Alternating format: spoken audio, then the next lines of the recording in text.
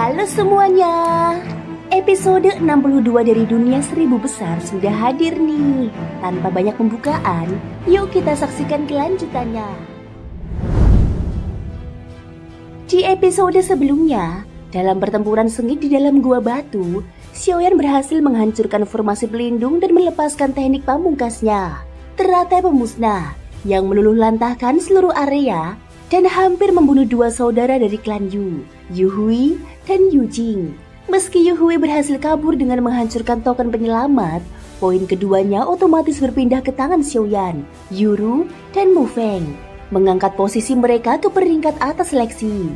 Xiaoyan kini resmi masuk ke peringkat 10, mengejutkan seluruh peserta karena ia hanya berada di tingkat Dodi bintang 3. Namun, keberhasilannya menarik perhatian banyak pihak, baik sekutu maupun musuh baru, termasuk para Dodi bintang 4 yang tidak terima. Di balik kemenangan itu, Xiaoyan menyadari bahwa kekuatannya masih belum cukup untuk menghadapi para pesaing di puncak.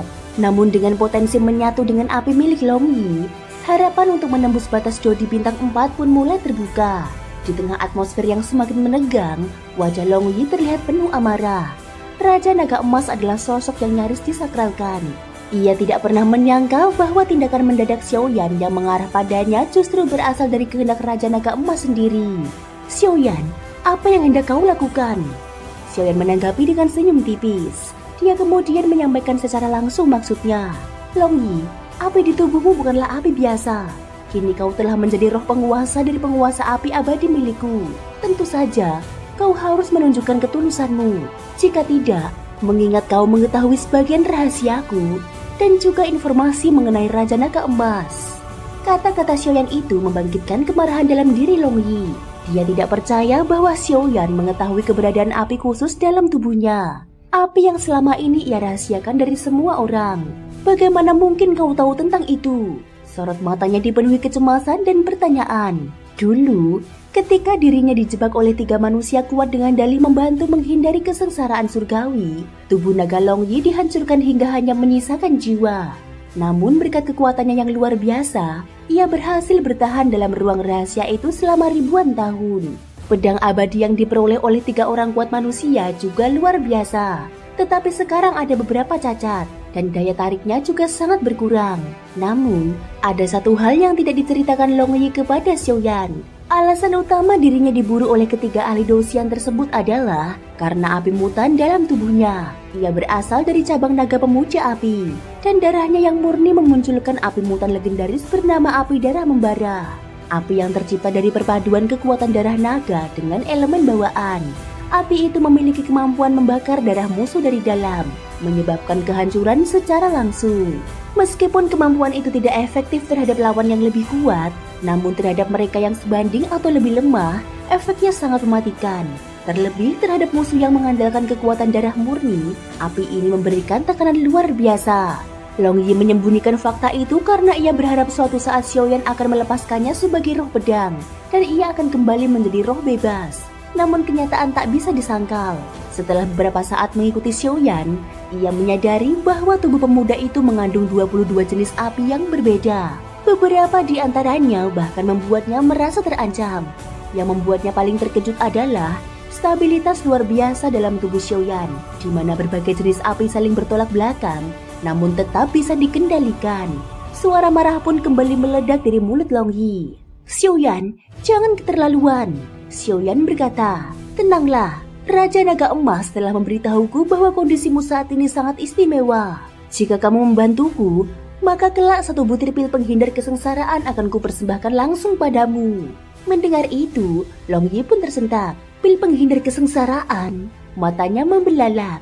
Ia tahu betapa langkanya pil tersebut. Pil itu memiliki kemungkinan 50% untuk menghindari kesengsaraan surgawi. Suatu keajaiban melawan takdir. Dalam 7 dunia besar, hanya dunia hantu yang tidak memiliki kesempatan menjelma menjadi manusia.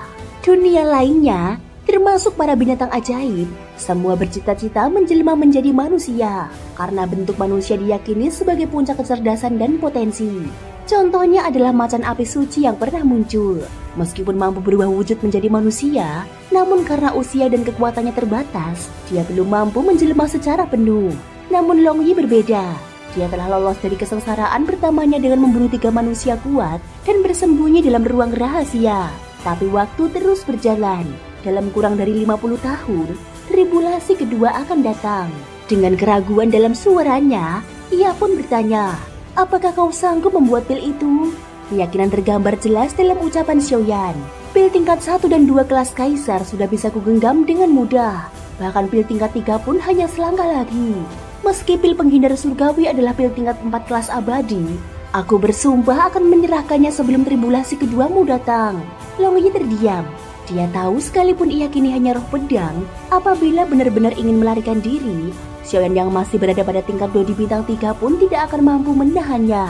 Namun, ketika dia memikirkan Raja Naga Emas yang telah menyukai Xiaoyan dan juga terikat padanya, itu sudah menunjukkan dasar pemuda ini.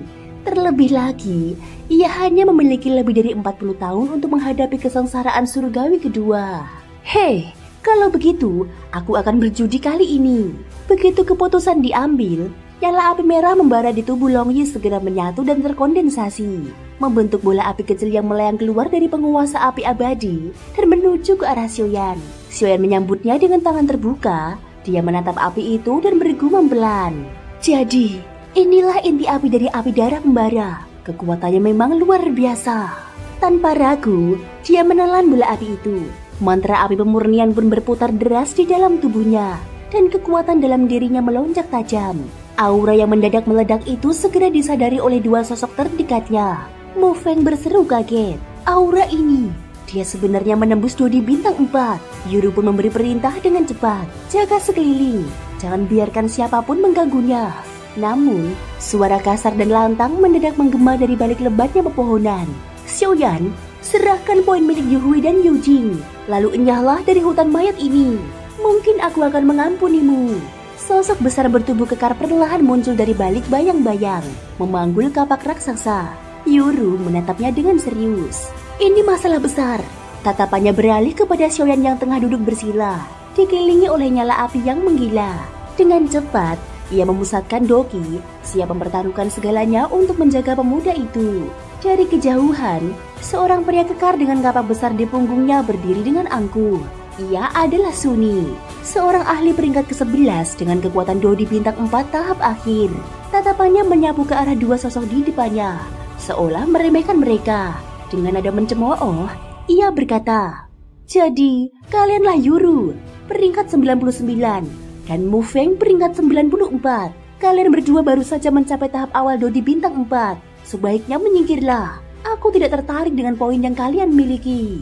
Yuru melangkah maju. Meski jelas kekuatan Suni jauh melampaui dirinya, dia menolak mundur. "Berhenti di situ." Mu Feng melangkah ke depan. Saat ini, dia tidak bisa membiarkan seorang wanita bertarung sendirian. Inilah saat yang tepat untuk menunjukkan harga diri seorang pria. Suni dengan dingin menatap mereka dan mendengus. "2 Dodi bintang 4 tahap awal, kalian pikir bisa menghentikanku?" Tanpa membuang waktu, tubuh Suni menghilang dari tempat semula dan dalam sekejap sudah berada tepat di hadapan mereka. Kedua tinjunya menghantam ke arah Yuru dan Mu Feng dengan kekuatan brutal dari sisi kiri dan kanan. Kekuatan dan kecepatan dari Dodi bintang 4 tahap akhir benar-benar mengejutkan. Yuru dan Mu Feng langsung terdorong mundur beberapa langkah sebelum bisa menstabilkan tubuh mereka. Mu Feng menyeka darah di sudut bibirnya. Keparat, tak heran dia menduduki peringkat ke-11. Dia memang kuat. Yuru menatap Mu Feng sambil tersenyum tenang. "Kalau kau tak sanggup, mundurlah. Tak perlu terluka hanya karena kami." Mu Feng segera memotong ucapannya. "Tidak perlu bicara lagi. Xiaoyan dan kamu adalah teman yang telah kuakui." Sebuah pedang kayu muncul di tangan Mu Feng, dan ia langsung maju menyerang Suni yang perlahan mendekati Xiaoyan. Ketika Suni mendekat, dia terkejut. Dia sedang menerobos Dodi bintang 4. Namun tawa meremehkan segera muncul dari mulutnya. "Semut tetaplah semut. Bahkan jika berhasil menerobos, kau tetap akan mati. Dunia ini bukan tempat bagi yang lemah untuk menyentuh hal-hal besar." Dengan ekspresi kejam, Suni mencabut kapak raksasa berwarna merah dari punggungnya dan langsung menebaskannya ke arah Xiaoyan. Kapak itu mengandung energi mengerikan, menciptakan cahaya tajam puluhan meter panjangnya yang menyebarkan aroma darah yang luar biasa pekat. Namun sebelum tebasan itu mencapai sasaran, serangan dari Mu Feng pun tiba. Tubuhnya melesat bagaikan bayangan, dan kekuatan misterius dari pedang kayu di tangannya memancar terang, menahan serangan tersebut. Terdengar suara ledakan keras ketika dua kekuatan bertabrakan di udara. Serangan Sunni berhasil ditahan. Dengan amarah membuncah, Sunni menggeram. "Anak keparat, ini bukan urusanmu. Apakah kau ingin mati?" Meskipun marah, Sunni tidak gegabah. Dia tahu meski tidak mengerahkan seluruh kekuatan, serangan sebelumnya cukup untuk membuat seorang Dodi bintang 4 tahap menengah kesulitan. Namun lelaki bernama Mufeng ini berhasil menahannya dengan relatif mudah. Ini membuat Sunni mulai melihat mereka berdua dengan lebih serius. Mufeng mengangkat kepalanya dan berkata dengan tenang, "Kami adalah satu tim. Jika ingin menyentuhnya, lewati aku terlebih dahulu." Dalam hatinya, Mufeng sadar sepenuhnya bahwa hanya dengan kekuatannya sebagai Dodi bintang 4 tahap awal, menembus 100 besar sangat sulit. Tapi bersama Xiaoyan, harapan itu bukan mustahil. Apalagi sebelumnya mereka berhasil mendapatkan keuntungan dari pertempuran melawan Yu Jing dan Yu Hui. Sunni mencibir, "Bocah bodoh, kalau begitu biar ku awali dengan menyingkirkanmu." Segera, Sunni menggenggam erat kapaknya. Dia tidak bisa membiarkan Xiaoyan menyelesaikan terobosannya. Jika itu terjadi, maka situasinya bisa berbalik. Dengan kekuatan Doki berwarna merah yang meluap-luap, kekuatan tahap akhir Dodi bintang 4 dari Sunni pun tercurah sepenuhnya. Mufeng yang menyadari hal ini mendecak pelan. Dia berniat menyelesaikan ini secepatnya. Sunni tertawa dingin. "Bocah, satu tebasan ini mungkin akan membunuhmu." Kapaknya membelah menjadi dua di udara, menciptakan bayangan kapak yang identik. Kini, satu di tangan kiri dan satu di tangan kanan. Ia menyilangkan kedua kapak dan menebaskan ke arah Mufeng, membentuk serangan berbentuk silang yang mengerikan. Mufeng mundur setengah langkah, matanya menyipit menatap serangan itu. Sangat kuat, namun ia segera membentuk segel dengan satu tangan, lalu merapal pelan. "Yin Yang Bagua, patuhilah perintahku, hancurkan, tebas." Sunni menyipitkan mata, tidak memahami maksud dari ucapan itu. Namun dia yakin serangannya akan melumpuhkan lawannya. Namun tiba-tiba, pedang kayu milik Mufeng memancarkan cahaya yang lebih kuat, lalu menabrak langsung ke arah salib energi dari serangan Sunni. Saat suara dentuman terdengar di udara, pedang kayu Mufeng justru berhasil menerobos tebasan salib tersebut. Sunni terkejut besar. Mustahil, kekuatan penetrasi. Melihat pedang itu meluncur ke arahnya, Sunni mendorong seluruh kekuatan dokinya hingga ke puncak, lalu menangkis serangan itu dengan dua kapak raksasanya. Pedang itu terpental jauh, dan Mufeng pun memuntahkan darah segar. Wajahnya pucat, nafasnya terengah. "Sial, hanya sedikit lagi," gumamnya dengan suara lemah. Jelas, teknik yang ia gunakan tadi menguras terlalu banyak dari dirinya. Sunni melirik Mufeng yang terluka dan berkata dengan suara dingin, "Jika kita bersama-sama pada tahap Dodi bintang 4 akhir, mungkin aku bukan lawanmu. Tapi sayang sekali." Ia melangkah maju, menyeringai dengan aura membunuh. "Kau tidak akan punya kesempatan itu. Turunlah ke neraka dengan penuh penyesalan." Doki meledak di sekujur tubuh Sunni. Kedua kapak raksasanya bersinar merah darah, dan ia menebaskan dengan seluruh kekuatan untuk menghabisi Mufeng. Melihat itu, Yuru menggertakkan gigi. Ia mengangkat tangan mungilnya ke arah dahinya, bersiap untuk membuka segel rahasia tubuhnya. Namun tepat saat itu, sebuah suara lembut terdengar di telinganya. "Serahkan sisanya padaku." Tangan Yuru yang hampir menyentuh dahinya diturunkan perlahan oleh sebuah tangan yang sangat familiar. Tangan seseorang yang telah ia percayai. Di sisi lain, serangan luar biasa dari Sunni akhirnya tiba di hadapan Mufeng. Dengan kekuatan tahap akhir Dodi bintang 4, Sunni memiliki keyakinan mutlak bahwa serangan ini akan membuat lawannya terluka parah. Senjata andalannya adalah kapak pemecah gunung, sebuah kapak raksasa yang memiliki sejarah panjang dan reputasi mengerikan. Konon, apabila Sunni mengayunkannya dengan sepenuh tenaga, kekuatannya mampu membelah gunung.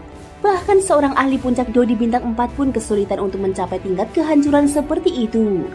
Karena gunung dan alam sekitarnya saling berkaitan erat dan menopang satu sama lain. Mufeng yang menyaksikan kekuatan menakutkan dari Sunni juga menyadari bahwa pria itu menyerang dengan niat membunuh. Tidak ada waktu untuk menghindar. Ia hanya bisa bertahan semampunya. Ledakan energi bergema keras ketika kedua kapak raksasa Sunni dihantamkan ke bawah. Namun, bukannya mengenai tubuh Mufeng. Serangan itu justru tertahan oleh sesuatu yang kokoh dan misterius. Di hadapan Mufeng, serangan dahsyat itu dihentikan oleh sebuah penguasa hitam besar yang familiar, penguasa kuno api surgawi. Saat itulah, sebuah suara terdengar. "Kau sedang mencariku, bukan?" Xiaoyan perlahan mengangkat kepalanya dan menatap Sunyi, menunjukkan senyuman tipis namun penuh keyakinan. Sunyi menatapnya dengan ejekan. Seorang bocah yang hanya tahu bersembunyi di balik wanita. Kau kira hanya dengan menerobos ke tahap awal Dodi bintang 4 sudah bisa mengubah keadaan? Ia berkata dengan pongah, tidak menganggap keberadaan Xiaoyan sebagai ancaman berarti. 2 dari 3 orang di pihak lawan sudah kehilangan daya tempur. Sedangkan Xiaoyan, dia hanya seorang pendatang baru. Namun Xiaoyan menjawab singkat sambil mengibaskan tangan kirinya. Terlalu banyak bicara. Dalam sekejap, penguasa kuno api surgawi di tangannya meledak dengan kekuatan hebat, memukul mundur kapak Sunyi. Setelah itu, ia mengulurkan tangan kanan ke arah Mu Feng yang tengah terluka. Mu Feng menyeringai, tidak terlalu memikirkan luka yang dideritanya.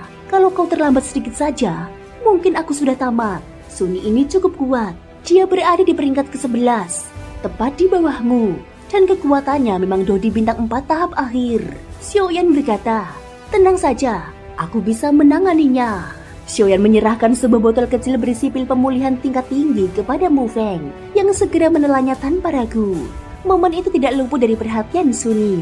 Ia sadar bahwa membiarkan waktu terlalu lama akan memberi kelompok Xiaoyan peluang untuk bangkit. Maka, ia memutuskan untuk menyerang lebih dulu.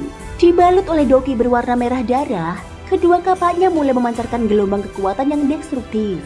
Sunyi bergerak. Ia memilih strategi klasik, cepat, brutal, dan tepat.